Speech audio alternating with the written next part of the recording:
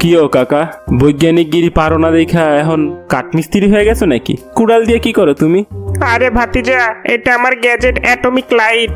এটা দিয়ে আমি যে কোনো বস্তুকে নড়াচড়া করাতে পারি, তার নিজের ইচ্ছা মতোই নড়াচড়া করে। কিন্তু এখন সমস্যা হচ্ছে এটা কাজ করতেছে না। ধুরু, তুমি কি ফালতু ফালতু গ্যাজেট বানাও? আজ পর্যন্ত একটা গ্যাজেটও দেখলাম না ঠিকভাবে কাজ করতে। আরে ভাতিজা, একটা তো গ্যাজেট বানাইছি, ওইটা আবার অনেক ভালো বানাইছি। চল তোরে দেখাই নিয়ে আসি। চলো দেখে আসি কি ফালতু জিনিস বানাইলা।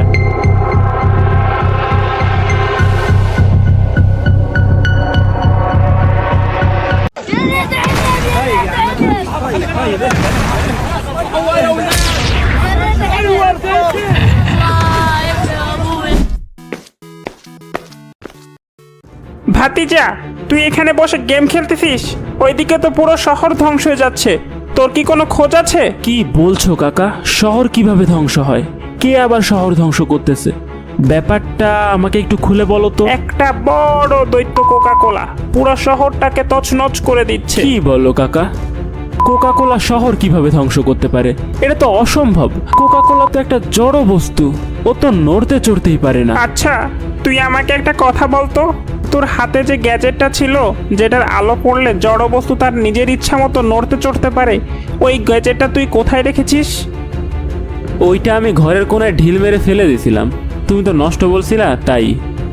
আচ্ছা, তোর কাছে তো একটা কোকা কোলার বোতলও ছিল, সেটা কোথায়?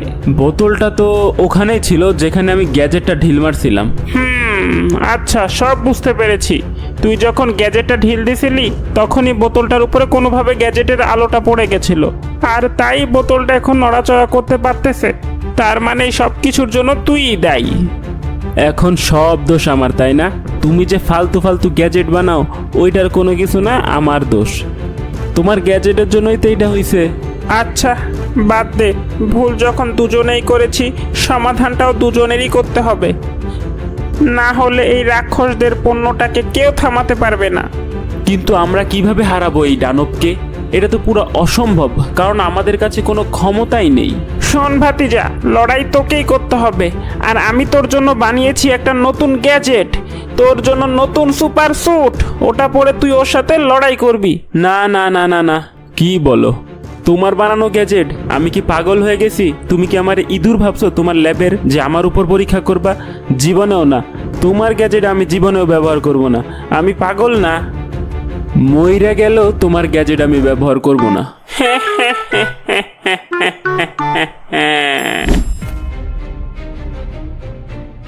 ওই বোকা মোলা, এখান থেকে পালা, না হলে কিন্তু মারবো, এখানে লাশ পড়বে শ্মশানে।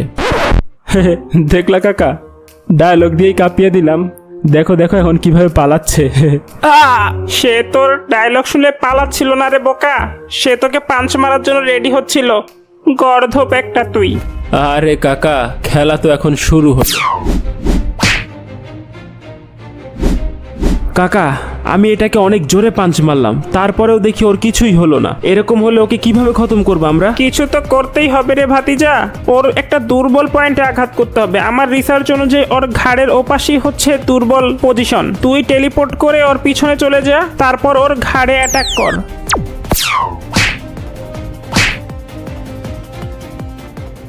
কাকা, এইবার মনে হচ্ছে ও শেষ হয়েই গেছে। এক পাঞ্চেই পুরো ধরাশায়ী করে দিলাম। দেখলা কাকা, আমার হাতের কত জোর! এক পাঞ্চেই ফিনিশ। না রে ভাতিজা, আমার কিন্তু তা মোটেও মনে হচ্ছে না। তুই একটু সাবধান থাক, কখন যেন তোকে উঠে মারতে শুরু করে। আরে কাকা, কি যে বলো! আমার পাঞ্চের পরে কেউ উঠে দাঁড়াতে পারে? এটা তো একদমই অসম্ভব। তোকে আমি আগেই বলেছিলাম, ও এখনো শেষ হয়ে যায়নি। শোন, তোর স্যুটটাই তোকে এতক্ষণ যাবত প্রোটেক্ট করতেছে, বাট এখন সিরিয়াসলি নে, আর অ্যাটমিক লাইটটা ওর উপর আবার ইউজ কর, তাহলে সে আবার আগের মতো হয়ে যাবে। কথাটা ঠিক বলেছো কাকা, এখন একটু ওকে সিরিয়াসলি নিতেই হবে। ভাতিজা, তুই ভয় পাস নে, আমি আসতেছি। না, বাঁচাও, কই তুমি? বাঁচাও। কাকা, বাঁচাই তো ফেললাম, কিন্তু তুমি ভিডিও ছাড়ো না কেন? সাবস্ক্রাইব করা আছে। বেঁচে যখন গেছি, এখন থেকে রেগুলার ভিডিও বানাবো। এই কান্নাটা কোনো এডিটিং না, এটা গাজার মানুষের বাস্তব কান্না। আমাদের হাতে হয়তো বেশি কিছু করার নাই, তবে যতটুকু রয়েছে ততটুকু ঠিকভাবে করতে হবে। বয়কট করুন তাদের পণ্য। Free Palestine.